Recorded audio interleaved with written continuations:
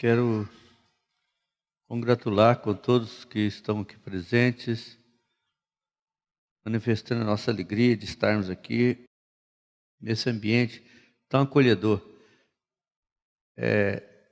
Estava ali sentado e vendo assim o coração dos santos e percebendo o quanto de reverência nós devemos ter numa reunião como essa ao Senhor, na mesa do Senhor. Ontem falávamos alguma coisa acerca da experiência do Senhor Jesus na terra, aquilo que Isaías apresentou para nós, tanto sofrimento, mas valeu a pena, porque estamos aqui hoje, desfrutando da mesa do Senhor, os irmãos servindo o pão e o cálice, uma experiência magnífica. Então, queria só complementar a palavra de ontem e ainda depois termos um tempo de compartilharmos, todos nós.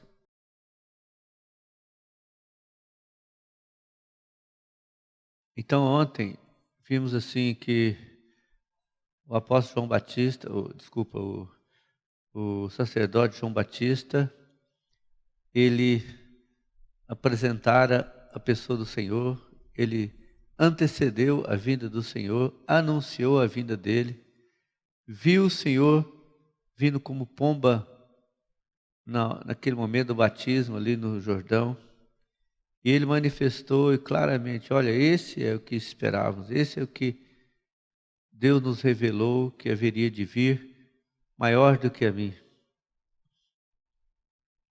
Então,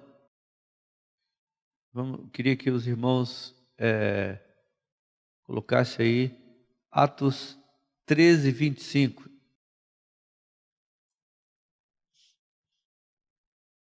Atos 13, 25.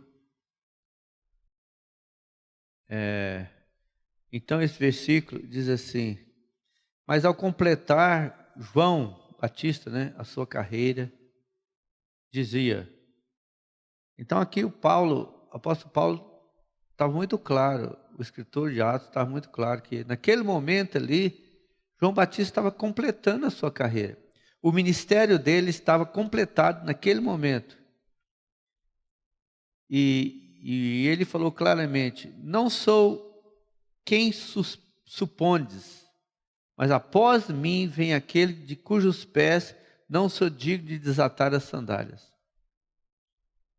Apesar que ele era um sacerdote, apesar que ele servia, ele anteviu a vinda do Senhor e ele claramente percebia que ele, a despeito de tudo que ele fez, que ele pregou, ele sabia que ele não correspondia àquilo que haveria de vir. A ponto de ele dizer, olha, não pense que eu sou tal pessoa. Apenas aquele que vier após mim, eu não sou digno de desatar as sandálias dele. Desatar as sandálias indica que a pessoa tinha que baixar, curvar ali e fazer um serviço bem humildezinho. Ele não era digno de fazer isso sequer. E em o Evangelho de João, capítulo 3, 28,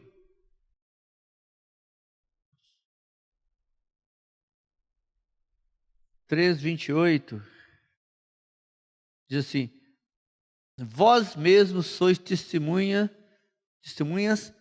de que vos disse, eu não sou o Cristo, mas fui enviado como seu precursor. Então só fazendo a conexão de ontem para hoje. Então João Batista era apenas um precursor daquele que viria, que era Cristo. E os versículos, capítulo 3, 22 até 24, esse mesmo capítulo, 22 até 24, diz assim, depois disto, foi Jesus com seus discípulos para a terra da Judéia. Estou falando, depois do batismo no Jordão, depois disso, foi Jesus com seus discípulos para a terra da Judéia. Então aqui, claramente, terminou o ministério de João Batista e começou o ministério do Senhor Jesus Cristo. Ele foi para a terra da Judéia, ali permaneceu com eles e batizava. Então, até então, o Senhor Jesus não batizava as pessoas. Ou melhor ainda, até então, os seus discípulos não batizavam nenhuma pessoa. Mas naquele momento, daí para frente, Jesus, com os seus discípulos, foi para a terra da Judéia e permaneceu com eles e batizava. Versículo 23. Ora, João estava também batizando em Enom, perto de Salim, porque havia ali muitas águas, e para lá concorria o povo e era batizado. Então, aqui a gente vê que João persistiu ainda no seu ministério de apostolado, no seu ministério de batismo, e seguia batizando, mesmo após ele passar essa percepção de que o Senhor tinha vindo já e ele iniciaria o seu ministério. E ele foi atrás de onde tinha muitas águas e para ali o povo ia e esse povo era batizado. Versículo 24 do mesmo capítulo, João 3. Pois João ainda não tinha sido encarcerado. Logo depois de João ainda prosseguir batizando e suprindo aquelas pessoas com o seu ministério, logo depois ele teria que terminar esse seu ministério constrangido por Deus, porque ele insistia em prosseguir, mesmo que ele apontara que o Senhor Jesus agora tinha esse ministério, ele, logo depois, por insistir nisso, ele foi encarcerado. E o versículo 30 diz assim: convém que ele está falando do Senhor Jesus, convém que ele cresça e que eu diminua. É muito interessante, irmãos, que o Senhor Jesus, Deus falou para João Batista: João, agora termina aí, pare, o seu período passou, você cumpriu aquilo para o qual você veio. E ele mesmo falou: olha, eu estou convencido que é melhor que ele cresça, o Senhor Jesus cresça no seu ministério e que eu diminua. Ele ainda não compreendeu tudo, ele falou que eu diminua não era para parar, mas ele prosseguia recebendo o povo lá em Salim, em Enom e batizando. Mas aqui ele vira alguma coisa já, pelo menos isso, né? Não, é bom que o Senhor cresça e que eu diminua. Agora, então depois disso fica claro que o Senhor Jesus é que daria toda a linha que Deus até então quisera para suprir as pessoas nessa terra, doravante. Então, João capítulo 1, versículo 38 e 39. Então, veja só, agora já o João Batista saindo do cenário, saindo de cena. E Jesus, voltando-se e vendo que o seguiam, disse-lhes: que buscais? Aqui o Senhor queria só testar o coração das pessoas e abrir os olhos deles. Eles estavam indo atrás do Senhor. Mas o Senhor falou: o que vocês estão buscando? Disseram-lhe: Rabi, que quer dizer mestre, né? Agora as pessoas já percebiam que o Senhor era o mestre. E perguntaram: onde você assiste? Onde assistes? Aqui eles queriam perceber onde Jesus morava, onde Jesus habitava, onde ele poderia estar com as pessoas, onde ele estaria para que eles pudessem visitá-lo e ter comunhão com ele. Não foi em vão assim, ô Juliano, onde você assiste? Seria uma pergunta muito vaga. Na verdade, eles queriam saber, Senhor, onde o Senhor mora? Eu quero estar contigo, quero estar perto de ti. Olha só, os discípulos agora começaram a perceber que o Senhor era aquele que eles deviam seguir, andar após ele. E versículo 39, desse mesmo capítulo, respondeu-lhe Jesus, vinde e vede. O Senhor, às vezes ele fazia algum discurso, mas às vezes ele era muito prático. Naquela época, ele era prático também. Ah, vocês querem? Então venham e vejam. Experimentem, estejam em contato, sintam. Foram, pois, e viram onde Jesus estava morando. Tremendo, né? E ficaram com ele aquele dia, sendo mais ou menos a hora 10ª. Eles, onde se assiste? Ah, ok. Faz o seguinte, vem e vejam. E foram e viram onde ele estava, e naquele momento eles ficaram com ele aquele dia. Não é tremendo? O coração deles é de estar com o Senhor. Onde você está, Senhor? Eu quero estar contigo. Onde o Senhor está morando? Quero estar contigo. Cristo é o cabeça, a igreja é o corpo. Ele habita dentro de nós e em nosso meio.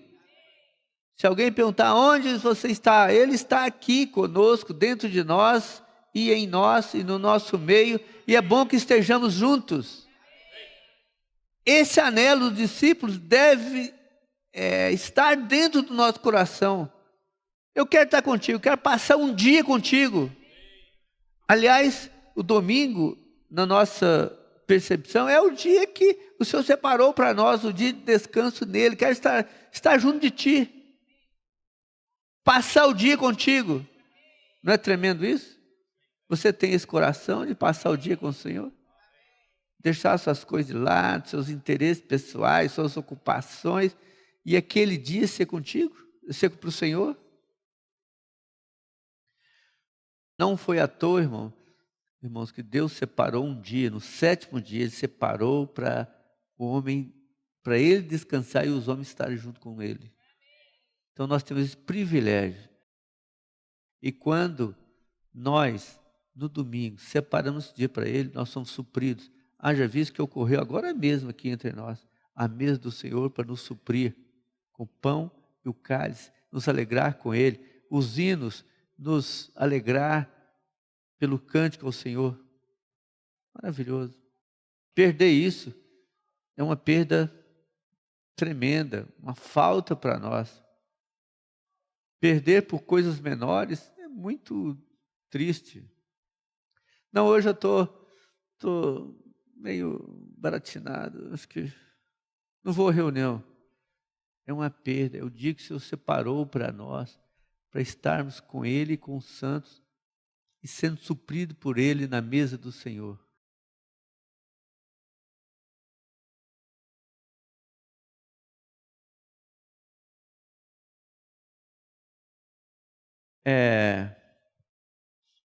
O Senhor sempre coloca esse falar, vem e vê, vinde e vede, vem e veja.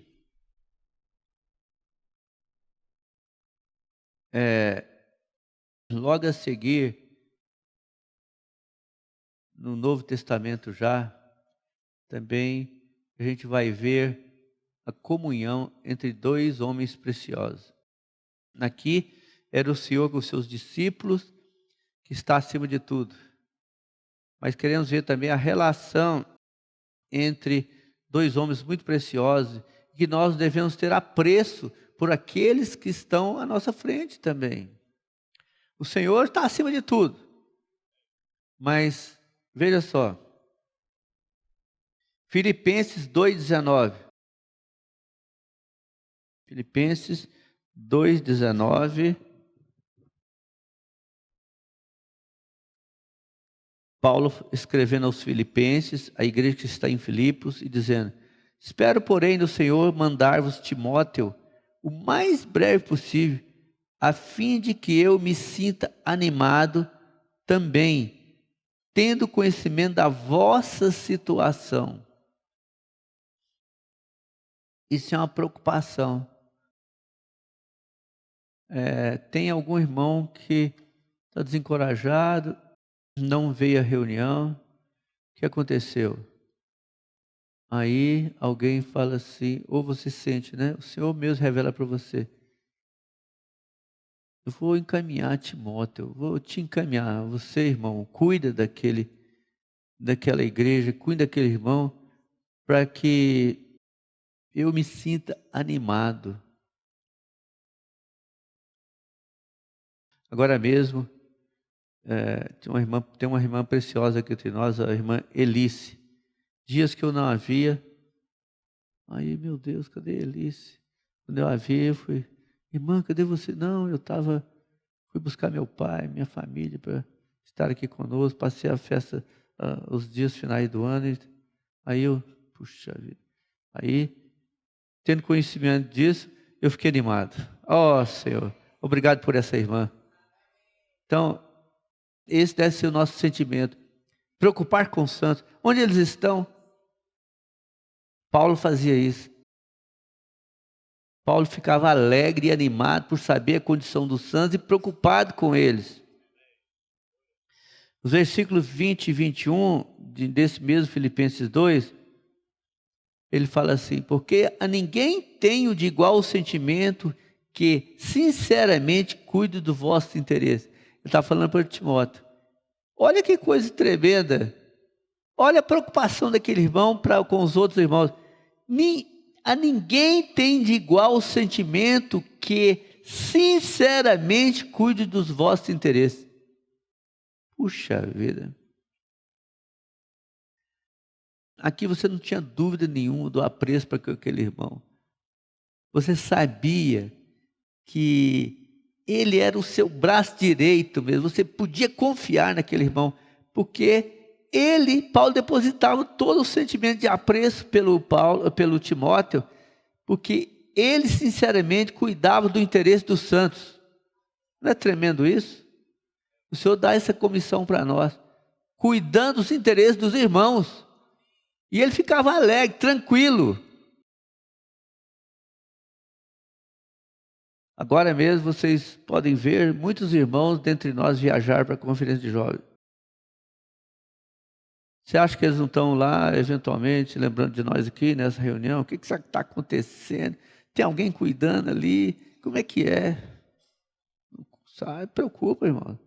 Não fica assim só, deixei para trás. Depois, outra semana, Não. Alguém está preocupado conosco. Alguém está, sinceramente, cuidando dos interesses dos irmãos. E o próximo é o versículo 21. Pois todos eles buscam o que é seu próprio, não o que é de Cristo Jesus. Então, quando ocorre isso aqui, aqueles que estão procurando o que lhes é próprio, não o próprio interesse do Senhor, dói no apóstolo, dói em todos nós que preocupamos com os santos.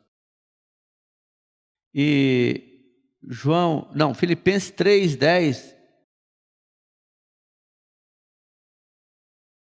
fala assim, só Filipenses 3:10. Para o conhecer e o poder da ressurreição e a comunhão dos seus sofrimentos, conformando-se com ele na sua morte.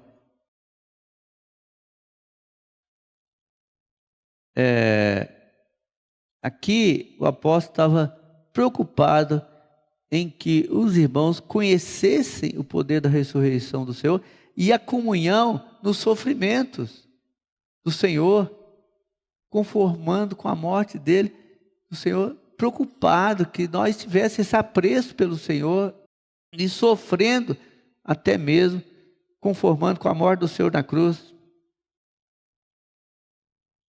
E 2 Timóteo, capítulo 3, versículo, 2 Timóteo 3:10. 2 Timóteo 3:10.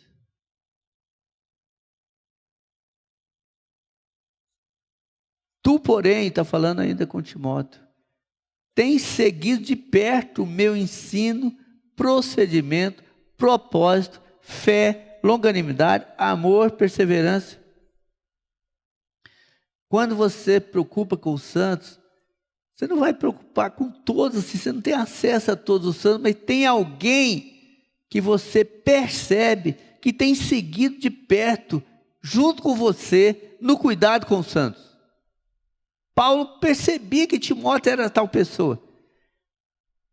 Ele sabia que Timóteo tinha seguido de perto o ensino de Paulo, o procedimento, o propósito. Sabe aquele que você delega a responsabilidade de cuidar dos santos, porque você sabe que ele tem seguido de perto com você. Não é aquele assim, o mês que vem eu te telefono para ver como é que está. Não, sabia que esse irmão seguia de perto o ensino dele, o procedimento, o propósito, tudo.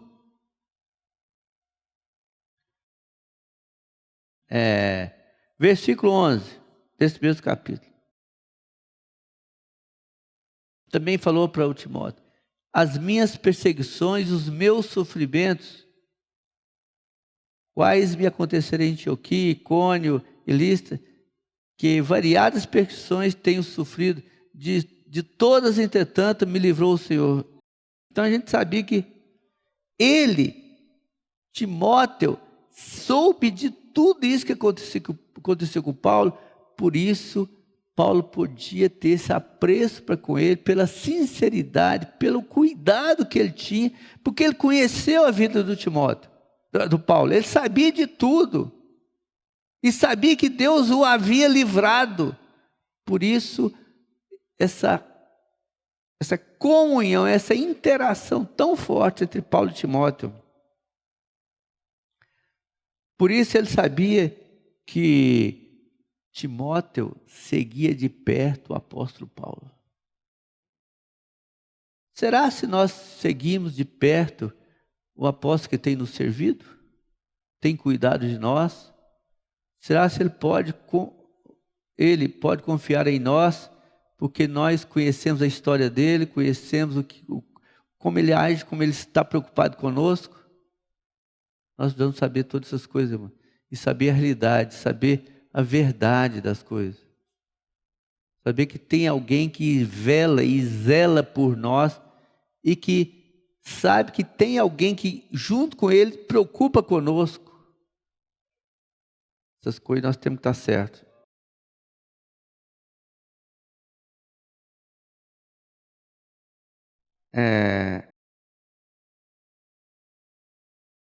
Muitas vezes o proceder de cada um de nós, você não precisa estar explicando, justificando nada. O seu proceder, o seu viver mostra que você segue de perto aquele que está preocupado com você, que está cuidando de você.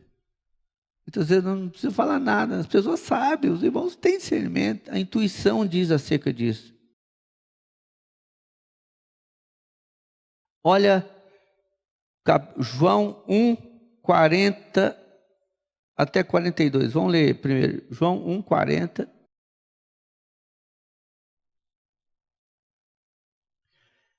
Era André, o irmão de Simão Pedro, um dos dois que tinham ouvido o testemunho de João e seguido Jesus. Lembra, ontem falamos, em algum momento, João Batista falou assim, olha, eis o Cordeiro de Deus que tira os pecados do mundo. Ele estava passando, o Senhor Jesus passando, ali, eis o Cordeiro de Deus que tira o pecado do mundo. Aqueles dois discípulos de João Batista deixar João e seguir após o Senhor. Por isso que André está falando, o irmão Pedro, um dos dois que tinha ouvido o testemunho de João e seguido Jesus. Versículo 41. Ele achou primeiro o seu próprio irmão. O André achou o seu próprio irmão, o Simão, a quem disse, achamos o Messias. Olha a alegria dele. Foi correndo atrás do Simão, Pedro aqui, achamos o Messias. Olha, João Batista sinalizou, olha, está passando ali o Cordeiro de Deus que tira os pecados do mundo. André, ouvindo aquilo, até então seguindo João Batista, correu para o Senhor atrás do Cordeiro de Deus que tira os pecados do mundo. E logo que ele encontrou, nossa, foi atrás do João, o irmão dele, preocupado, João, você viu? Achamos o Messias. E explicou, o João estava meio, o Pedro estava meio assim, esse Messias que quer dizer Cristo que tira os pecados do mundo. 42. E o levou a Jesus, olhando Jesus para ele, disse, tu és Simão. Não tinha apresentado nada não ainda, mas o Senhor, na sua sabedoria eterna, que Deus havia dado para ele, diz, tu és Simão, o filho de João, tu serás chamado Cefas, que quer dizer Pedro. Quando você está levando alguém ao Senhor, o Senhor já sabe tudo, conhece tudo, a sua história, a sua família, o seu proceder, tudo. E até já mudou o nome do Pedro. Ok, mas tu és Cefas, que quer dizer Petro, né?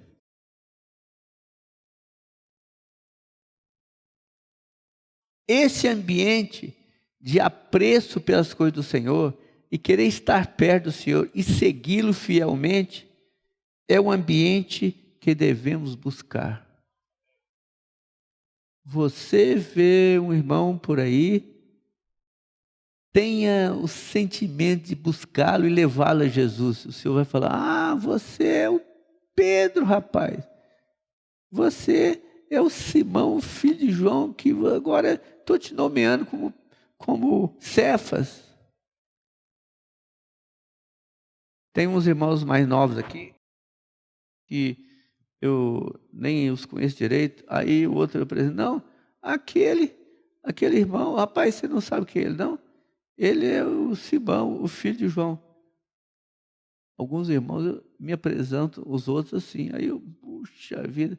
Aí o amor por esses irmãos já acende prontamente. Eu nem os conhecia direito, mas fico alegre de saber.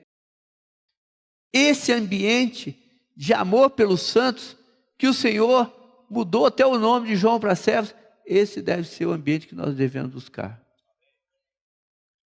Apreço pelos irmãos, apreço pelos santos. Então,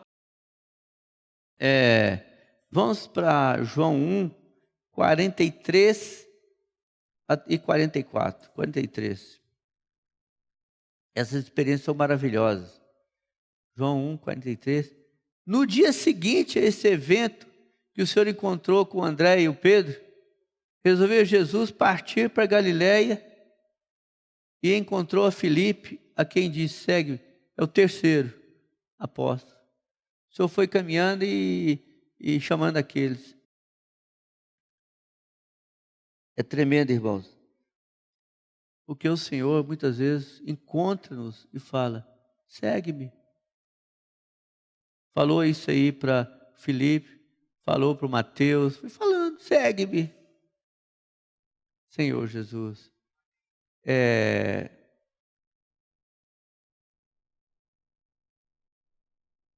E outros, irmãos. Isso é uma rede, né? Isso é uma sequência de acontecimento, vamos dizer, em cascata.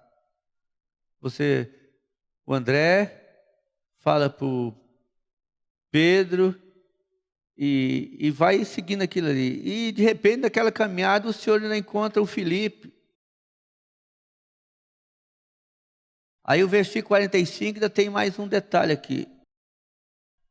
44, desculpa, 44. Olha aí, o Senhor encontrou o Filipe, e depois, ora, Filipe era de Betsaida, cidade de André e Pedro. Ele estava ali, talvez, podia ser até amigos. Encontraram o Filipe, nossa, que negócio, o André, o Pedro, meus conhecidos aqui de Betsaida. Poxa, os irmãos aqui de Brasília, que conheci e tal. Versículo 45.